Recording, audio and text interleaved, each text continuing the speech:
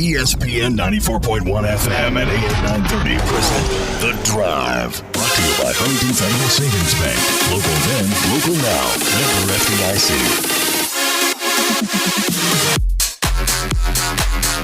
It is Thursday, March 26th. Your Drive begins now on ESPN 94.1 FM and AM 930. I'm your host, Paul Swann. You can join the program anytime by calling the Miller Lite phone lines, 877-420-TALK, 877-420-8255. Miller Lite, hold true, great taste, only 96 calories it is. The original light beer. Coming up on the program this hour, we are going to talk to Kellie Schmitt. Kellie, she's going to be inducted into the Marshall Hall of Fame when that ceremony takes place. Hopefully it will take place on September 11th. And if that's the case, she'll be inducted into the Marshall Athletics Hall of Fame. Looking forward to catching up with her. She was one of the outstanding members of that tennis program over at Marshall from 2005 to 2009. And, of course, she is my personal enemy and nemesis. Even easy for me to say. It's a big word, isn't it? Personal nemesis.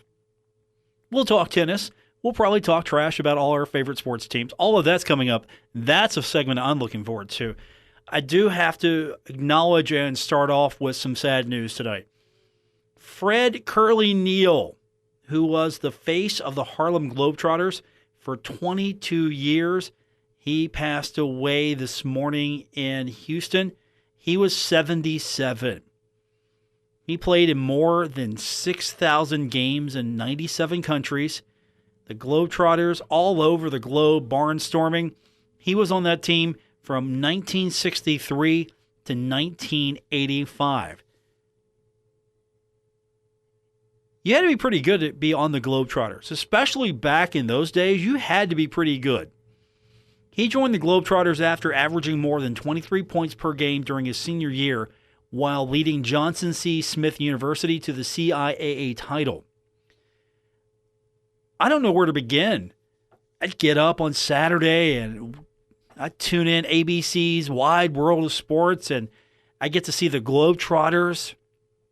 I mean, he was on Scooby-Doo as a kid. I'm watching Scooby-Doo. There's Curly Neal. They're the Globetrotters. The Globetrotters had their own cartoon. I mean, come on. The Globetrotters were on Gilligan's Island.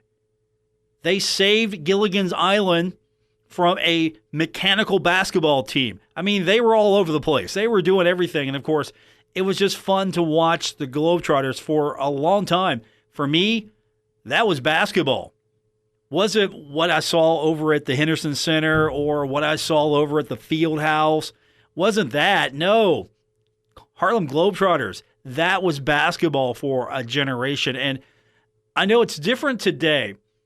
And the Harlem Globetrotters still go across the globe, and depending on where they go, I'm sure it's a different reaction than maybe other places. But, I mean, that was a big deal to watch the Globetrotters. And, of course, media being the way it is now, you got to go viral. You have to be on TikTok, I'm told, which that's not going to happen. You have to be on Twitter, Facebook. You have to put your brand out that way.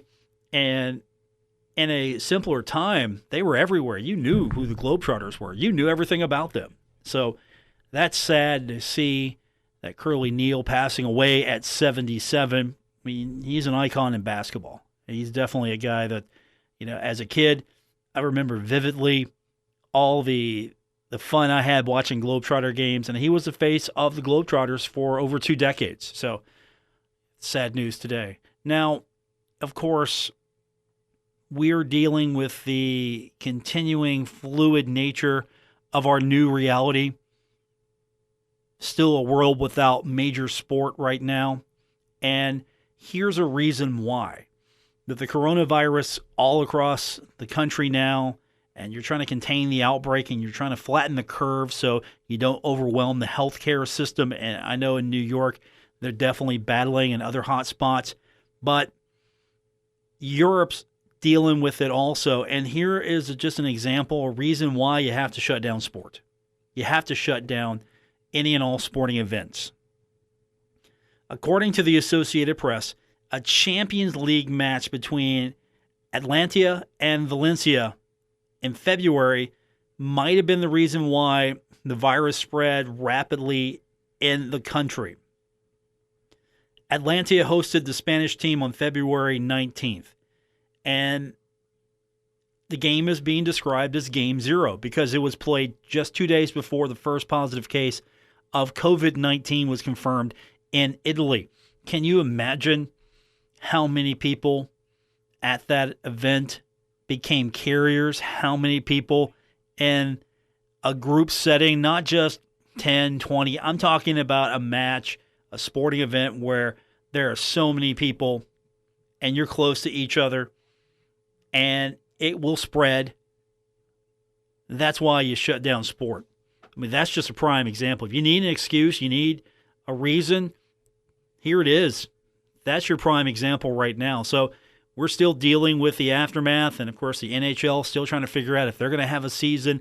The NBA is going to figure out if they have a season. College athletics, they're trying to figure out if they're going to have a season in the fall. The NFL is going to be doing the draft. They're going to be doing it in a different situation.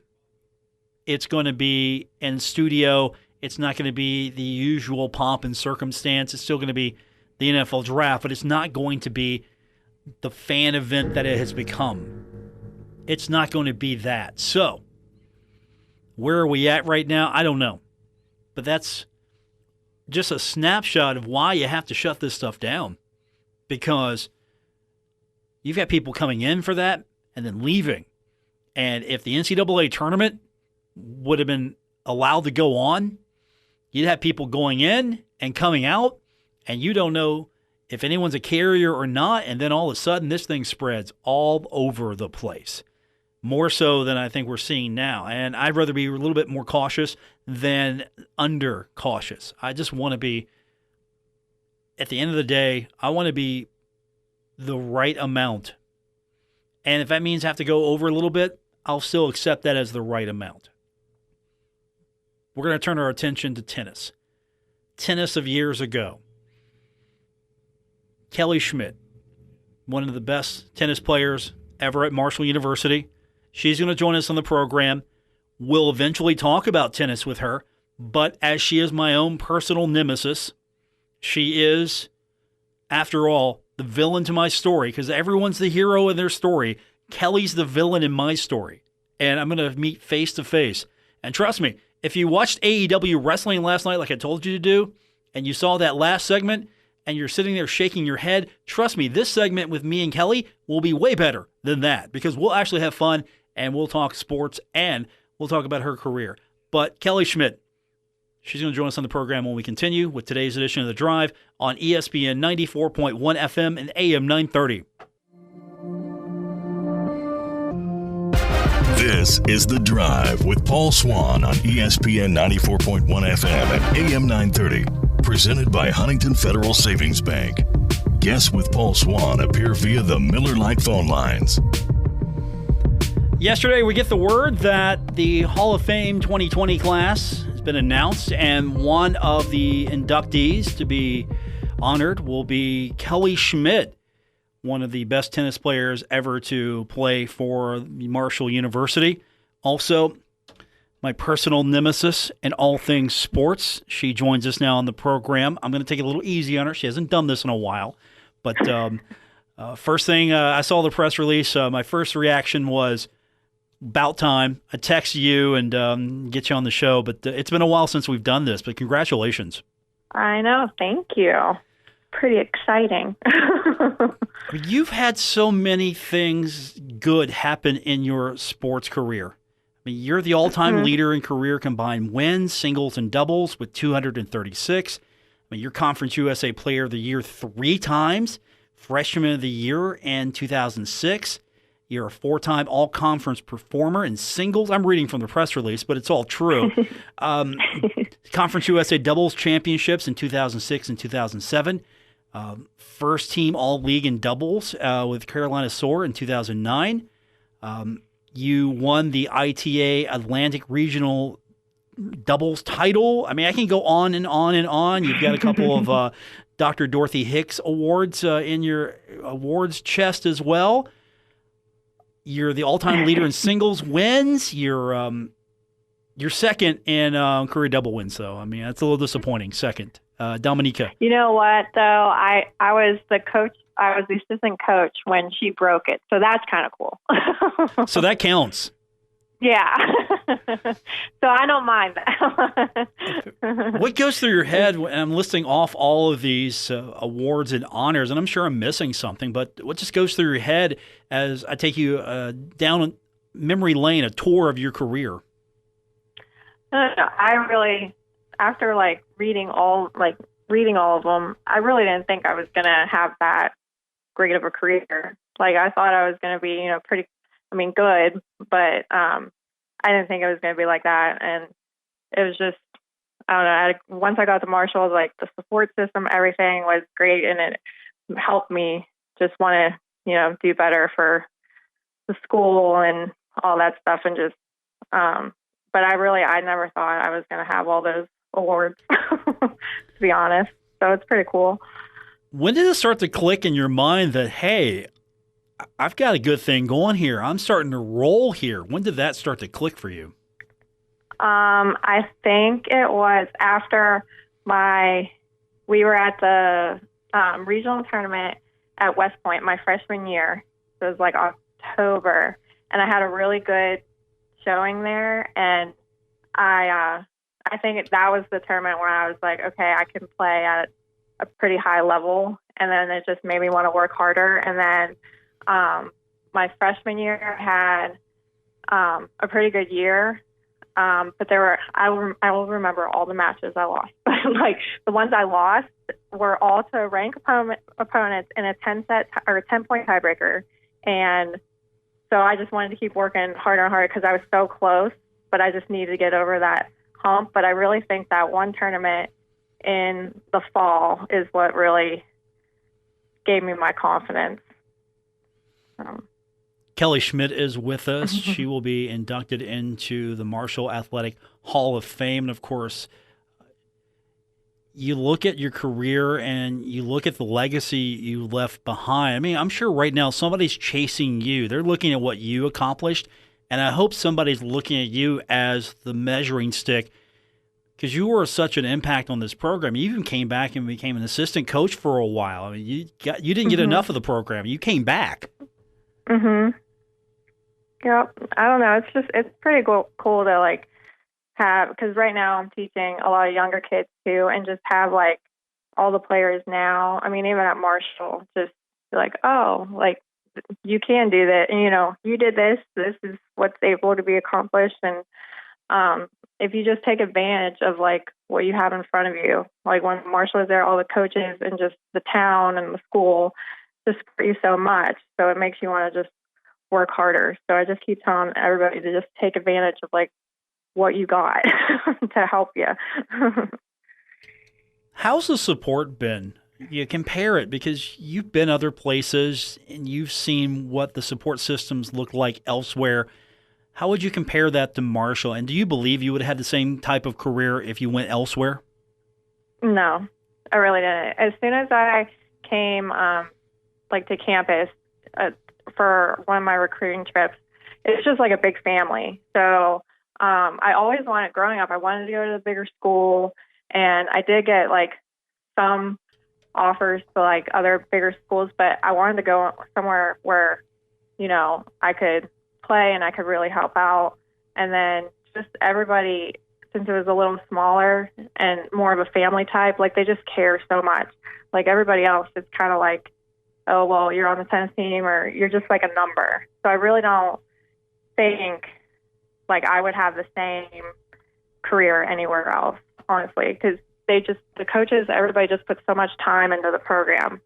And some other ones, they don't care. They care, but they're not as involved, I guess. But I don't know. It was a great experience, and just traveling everywhere, I wouldn't take it back. I wouldn't change my mind and go anywhere else.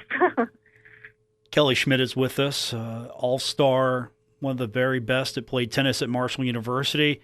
You had 4 years of dominance, and now you're being inducted in the Hall of Fame. What was that feeling when you found out that you were inducted? I mean, was it a surprise, relief, shock? I was kind of shocked.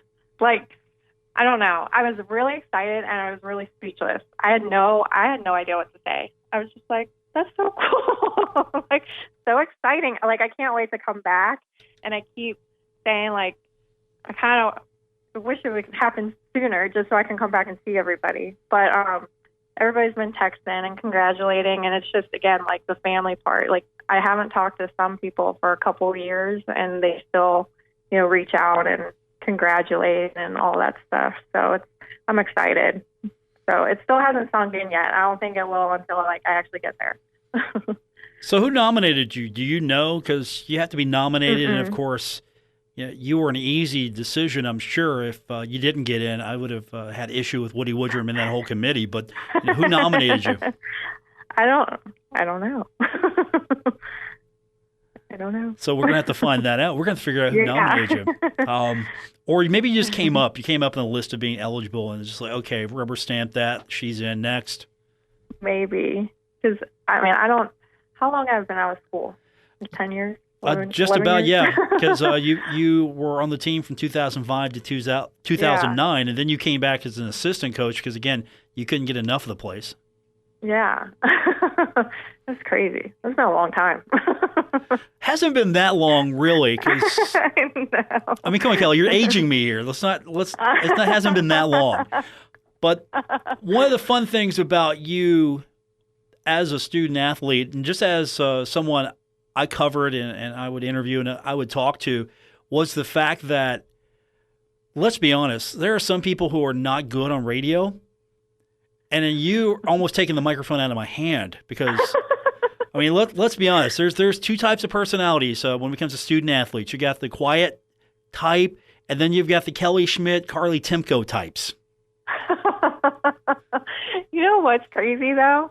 I hate talking in front of people, so I don't know why I like doing this stuff.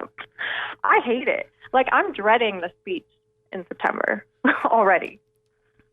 Just imagine you're talking to me and you're just giving me grief because you seem to excel at that all the time. No. I would get a text from you. It's like, I knew, okay, hey, the Bengals were playing the Steelers today. I better turn my phone off just in case.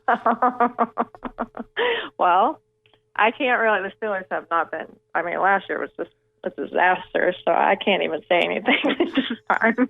Yeah, I was going to say, my phone was quiet last year in a couple of years. It's been a little quiet here, and it carried over, too. I mean, we had a fun little rivalry going on because you found out that I liked every team that you didn't, and so I would just get these messages randomly at first. I'm like, oh, okay.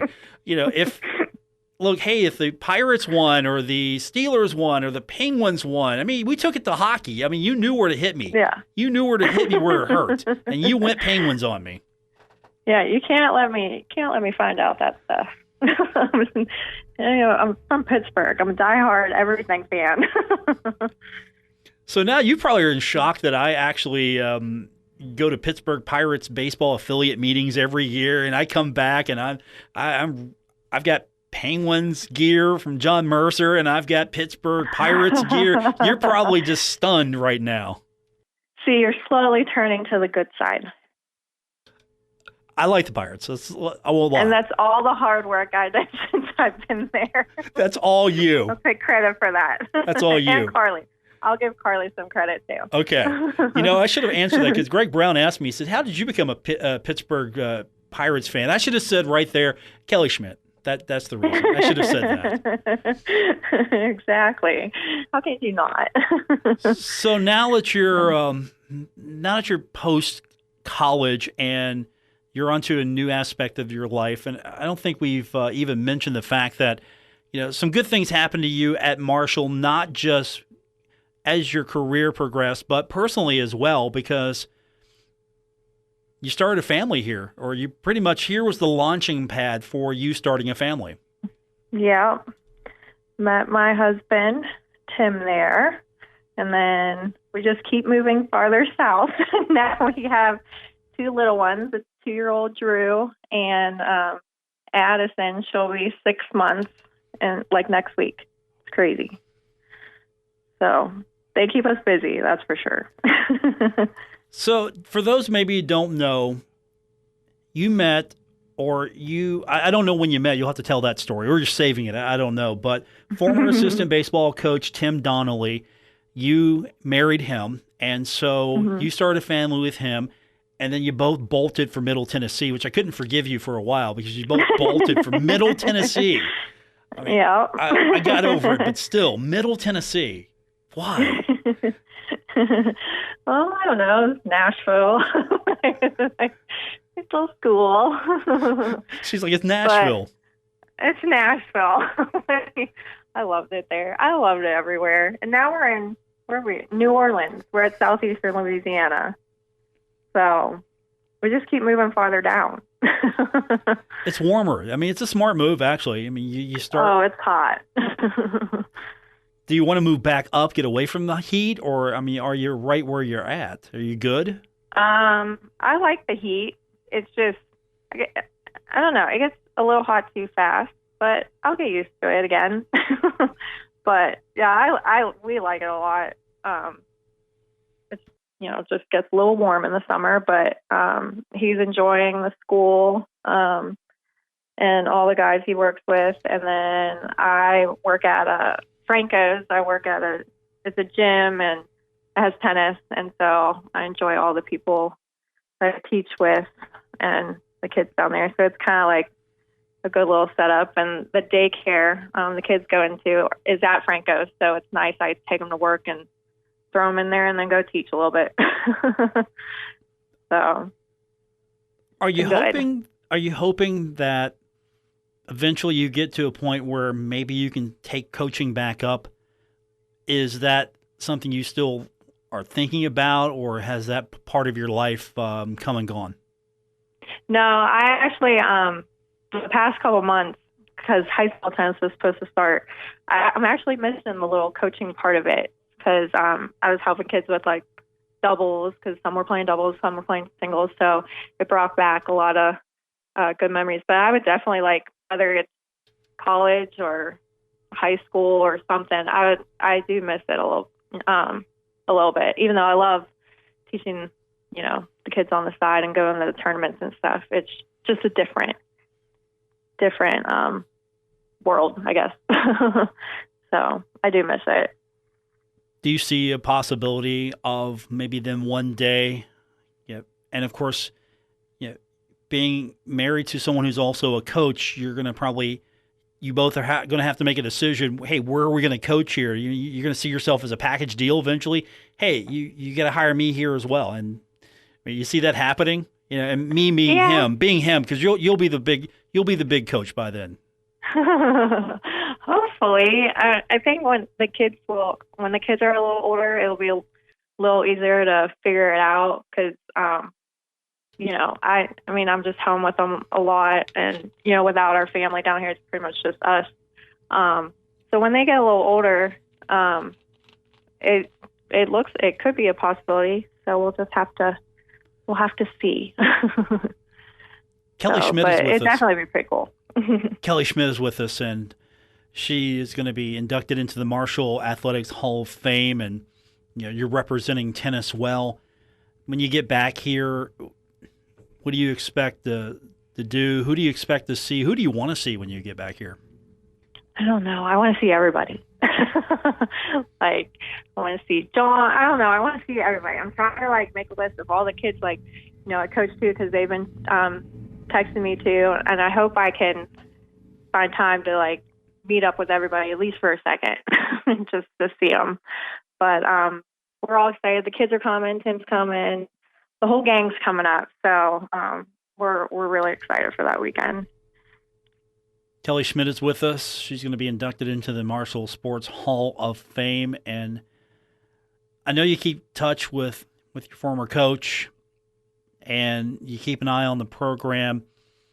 John had a couple of down years. Now he's getting things back to rolling again, or at least things were rolling before we sort of put this hold on our life and sport right now. What's the program look like to you from afar now that you've had a few years separation from it?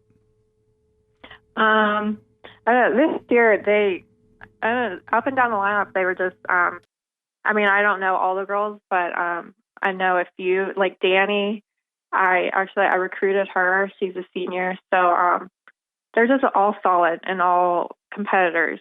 The ones I know, so that's just all you need on a team. Just a lot of girls that just want to win and want to compete every day. And I saw they were doing really well. It's just a shame that everybody's season has stopped on a halt like this. But I saw John and the team last year because they played at Tulane. So I went down and watched some of the doubles and a little bit of the singles. So it was nice to see everybody down here. So a lot of returning players, and I think they'll do fine next year again too. So I'll look forward to keep following them. I know it's kind of a hard feeling to kind of quantify, put into a bottle, but how devastating is it just to be told or to find out that by no control of your own, by either winning or losing, your season's over. It doesn't continue. And I'm sure you're dealing with that in a different way because your husband, of course, is the assistant baseball coach at Southeastern Louisiana. And for him, I'm sure he's dealing with this on a different level as well. So can you quantify what that feels like? It's weird. It's very weird. I can't even imagine for like the seniors because I know a bunch of the high school seniors are struggling. But I mean, just out of nowhere, I don't know. Your senior year is like a special year. You have the whole year to kind of like try to hold in all the emotions and everything. And then like as it gets closer, you start to get a little anxious, a little nervous, like this could be my last match, this could be my last game or whatever. And for them just to like not even really build that up, I guess it's just like, okay, you're done. Like I don't know what I would do. Like I can't even imagine how they're feeling. But it's definitely different. Like Tim, he's kind of bored out of his mind. But like the two kids, if we didn't have the kids, we would be so bored. They kind of keep us busy. It's just weird because we should be going to games this weekend. He should be games on Tuesday, and just kind of like normal life. And it's really weird to us, like not being so busy. But they'll be fine. We'll get over it hopefully soon enough. So and get back to normal kind of life. Marshall, all-time great in tennis, Kellie Schmitt, joining us on the program. So are you pulling out your Ray Lewis dance to kind of keep everybody motivated like you did when you were an assistant coach? I forgot about that dance, and I'm going to have to pull it out at work. I completely forgot about it. But maybe I'll bring it out. I'll have to practice it, though. That could be your walk-up. You could walk up doing the Ray Lewis dance when you come to accept your award. Yeah, no, I'll probably be like, trying not to throw up as I'm walking up there. I told Beatrice, I said, I'm already freaking out about the whole thing. I'm going to fix this for you. I know how to make this work for you. I'm just going to taunt you. I'm going to text taunt you great. Before you go up there. I know how to work this. I'm just going to text you, hey, you know what? The Steelers are terrible. I'm just going to do things like that. That'll get you ready. Get me so mad before I go up there. That's a good idea. Yeah, I'll do that. I mean, come on. We've been denied opportunities here. Football season, we don't know what's going to happen. I know. Baseball, we were robbed at the beginning of that today. And, of course, with hockey, my Rangers were coming. You didn't know that because you were so myopically focused on Sidney Crosby, but my Rangers were coming. They were coming. It better all be fixed by football season because we're so bored. Like even there's nothing to watch on the TV. Like we either watch basketball or tennis. Like a bunch of the tournaments are all canceled or postponed, and like there's nothing to watch. We're like, what are we supposed to do? You've got kids. You got to have Disney Plus. Come on, there's got to be a lot there. Oh, we're so sick of Disney and Nick Jr. and it's just over and over and over again. It's crazy. Kellie Schmitt's joining us on the program, and hey, when we get sports back, we need to resume this conflict, this friendly hostility we've had always since the beginning. I know it's been a down time for Pittsburgh sports because you and Timko have the trash talking has dropped off a little bit. And I've let it be. I haven't capitalized on this yet because really I don't have much room to capitalize, but eventually it's going to happen. Especially in football, Joe Burrow is coming to the Bengals. I'm going to actually have hope to. I'm going to message both of you. Oh God! Oh yeah, it's happening. Forgot about that. It's happening. You know it's happening. The Bengals are going to be good. Oh yeah. Okay. Well, at least I don't have to see Tom Brady. Really, when we play the Patriots all the time, we might have a fighting chance this year. No, that's not going to happen. Not going to happen. That's not going to happen. I actually just talked to Carly right before I got on here, so I'll have to make sure that she sends a little hateful text about your sport. I'm looking forward to that. Yes. See, I think that's what's been missing in my life. Just these agonistic enemies. I've missed having a nemesis, and you and Timko were excellent at that, and I think I need that. That will get me motivated to be the very best I can be again. Yeah, now we're just trying to not lose our minds because she just had another little boy too, so we're trying to just keep each other sane. Kellie Schmitt's joining us on the program. Hey, thanks for taking all this time to do this today. It's been tough, I'm sure, for you with everything that's been going on. I'm glad that there was some great news to come into your life because it's tough for all of us right now. So I'm excited that we got to do this again because, I mean, quite honestly, you were probably a rubber stamp when they looked at it and said, okay, Schmidt's in, move on. Well, I'm glad that you had me back on. It's been a long time. Once we get sports going again, I'm going to circle some dates. Sounds good. And you know what? If the Rangers get into the Stanley Cup playoffs, let's all bets are off. You just know this, right? Yeah. Okay. All right. Sounds good. If we have a playoff, Kellie, congratulations. Yeah, exactly. Yeah, exactly. Thank you. Good luck. I'll send you some nasty text in September to make sure that you get on stage and not throw up. Don't worry. I'll be there for you. All right, thank you. As Kellie Schmitt Donnelly, she's going to be inducted into the Marshall Athletics Hall of Fame. Outstanding career, and of course, many years of going back and forth with her. Not just when she was a guest with me on the show, but as an assistant coach as well. So, always good to catch up with her. And of course, if the Steelers are ever any good again, maybe I'll get some of those nasty texts again. I don't know. We are going to take our next break. We'll come back and we'll continue on with today's edition of The Drive on ESPN 94.1 FM and AM 930. Never miss a moment of The Drive with Paul Swann. Subscribe on Apple Podcasts, Spotify, or wherever you get your podcasts. News from the NCAA today. The Board of Governors voted unanimously to distribute $225 million in June to the Division I members. Now, this is a drastic cut in what was going to be distributed. It was previously budgeted at approximately $600 million with the first distribution scheduled for April, but of course, this is in response to the cancellation of all remaining winter and spring NCAA championships. So the Board of Governors vote today. They're going to distribute this in June to what they describe as specifically focus on supporting college athletics. They stress the importance of using the distributions to aid college athletes during the uncertainty of the current environment, along with the importance of planning carefully with less revenue. That's going to be the key here. For some of the membership, some of the conferences, this is a huge chunk of their budget. If you're a Power 5 school, you're going to get a good chunk of this, but if you're a Power 5 school, you've got other sources of revenue that will help offset. You're going to have to tighten your belt as well, but everybody's doing it. It's not just a problem exclusive to those schools. If you're, say, the Southern Conference, I don't know what the finances look like in Conference USA. If you're the Sun Belt, you're losing some money here. You're losing a lot of operating budget. This is going to be detrimental to college athletics. And, of course, we're talking about a public health issue.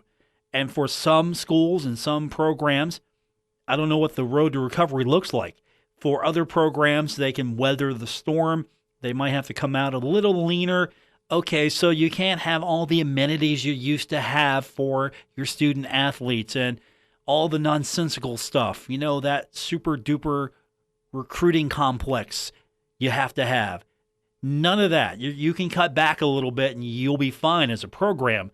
For institutions and for universities and for conferences where the operating budget is paper thin to begin with, this is going to be substantial. And so there's that worry. This is why that worry is there. That is college football. Are we going to have to push this thing back? Are we going to have to reschedule this? Are we going to have enough time to stage this correctly? Is it going to happen? And I don't have the answer. Nobody does right now. And of course, I think the pro leagues are going to take a hit as well. They can weather the storm a little bit better than college athletics because it varies so much from top to bottom. Sure, you've got smaller markets in pro sports, and it's going to hit them a little harder than it's going to hit the major markets. Sure, you're going to have that disparity. But at the same time, in college athletics, this could be the difference between starting back up or not starting back up at all. And for pro sports, there's going to be some dings here. And we've seen some teams that they've got a war chest. They can weather this storm. We've seen some teams, they don't like to spend. The Bengals are spending this year. I don't know what's going on there, but the Bengals are spending, so that means they've got some money. NFL teams are going to be fine. Baseball teams, for the most part, should be fine. Some operate at a profit. Some operate right at the line. Some below the line. It's going to be tough if we don't get these seasons going. But what is the importance of delaying these seasons? Well, if you were with me earlier, I outlined that. You look at what happened with a Champions League match. This is probably the spark why the virus spread so rapidly in that country. In the first place, nobody knew. So you can't say this is being reckless, but at the same time, a couple days later, this thing's spreading like wildfire in Italy, and you're trying to prevent that from happening here. And so we've got to become creative and figure out how we make this happen. And of course, I'm not talking just college athletics, all the ancillary that goes along with it. I mean, there's a cottage industry. I mean, if you go to, say, Nationwide Arena, go to a Blue Jackets game, I mean, there is an economy surrounding the arena. And that's what's going to suffer, and that's what's taking a hit as well. I mean, we're seeing all of the suffering now. That's why local businesses are asking, hey, if you can, support us. If you're going to eat out or if you're going to shop, pick one of our businesses. We've got takeout. They're starting to adapt, and they've had to trim the fat as well. And it's going to be interesting to see how long this lasts, what the long-term ramifications are. I mean, everybody's trimming the fat business-wise because of it. Sport, of course, usually is our refuge from all of this. And it's being hit, and I'm sure a lot of people are feeling it more because if you were with me earlier in the segment, I spoke with Kellie Schmitt. She's bored. She's a parent of two with her husband, Tim Donnelly. So Kellie Schmitt and her husband, Tim Donnelly, they're involved in athletics, and they don't have that right now. So they're bored, and I'm sure a lot of people are bored at home. Thankfully, we're still at that point where we can ride this thing out, and this isn't going to turn into long-term, I hope. We can weather this, hopefully, together. All right, I'm going to take the last break, come back. I've got what's happening in sports, possibly, if I can get to that, but I definitely want to go over what happened on this day in sports when we continue with today's edition of The Drive on ESPN 94.1 FM and AM 930. You're listening to The Drive with Paul Swann on ESPN 94.1 FM and AM 930. We're wrapping up this edition of The Drive for Thursday, March 26th. Welcome back, Paul Swann, your host. What happened on this very day in sports? Well, we've got a couple of really big happenings. First of all, in 1973, UCLA beats Memphis State 86-66 in the final of the NCAA tournament. Bill Walton leads the Bruins with 44 points, going 21 of 22 from the field. Come on, Bill. You missed that one shot. Come on now. 1979. For a lot of people, this is maybe where college basketball began. This is really a touchstone for a lot of us. Larry Bird at Indiana State and Magic Johnson, Michigan State. They meet in the final of the NCAA tournament. Magic Johnson and his Spartans win that one 75-64. Magic leads all scorers with 24 points. One shining moment and one of the best basketball rivalries, and it was a fun one. It's what a rivalry should be. Two competitors that are amazing on the court, respect each other. Any one of them you can put in an argument for all time. You want to have your GOAT conversations? Man, if I had a team with Larry Bird and Magic Johnson, give me a couple other guys, I'll take LeBron on. I'll take LeBron on anybody he puts together. Give me Magic, give me Larry. But put Jordan in there is maybe overkill. I mean, then I'm just dropping all the nuclear arsenal. But Bird and Magic and three other guys they want versus LeBron and anybody else he wants, I'm taking Bird and Magic in their team. 2005, Illinois comes back from a 15-point deficit with 4 minutes remaining to force overtime and beat Arizona in the Elite Eight. I'm sure that eliminated my bracket somewhere in 2005. Darren Williams leads the Illini with 22 points and 10 assists. And, of course, we look back to 2018. Zion Williamson wins the 2018 Powerade Jam Fest. And, of course, that's just a sign of things to come. He was getting us ready for what is Zion Williamson. And that's what's happening in sports on this day. Still, Larry Bird, Magic Johnson, that's a big one. It's a big event. And I remember watching that game again, the replay. NBC Sports showed it years ago, and just watching it as an older person, not as a kid, but just older, you really pick up on some things you didn't see the first time. So if you haven't seen that one, I'm sure it's on YouTube somewhere. Somewhere you can find that game. I hope you can find it. Bird versus Magic. I mean, come on. I had the video game, Larry Bird and Dr. J, and of course, when I had the Sega Genesis, I had Lakers versus Celtics. That was a great game. I know some of you are playing 2K these days, or does anyone play NBA Live? I picked it up on sale a couple years ago. But I'm telling you, Lakers versus Celtics, that was the game. All right, that's going to do it for this edition of The Drive here on ESPN 94.1 FM and AM 930. I also played Double Dribble for my NES. I beat a kid in the neighborhood 100-0 at halftime. Shouldn't talk junk about me. We'll talk to you tomorrow. Good night, everyone. WRBC Huntington, W227BS Huntington, your flagship home of the Marshall Thundering Herd and The Drive with Paul Swann, ESPN 94.1 FM and AM 930.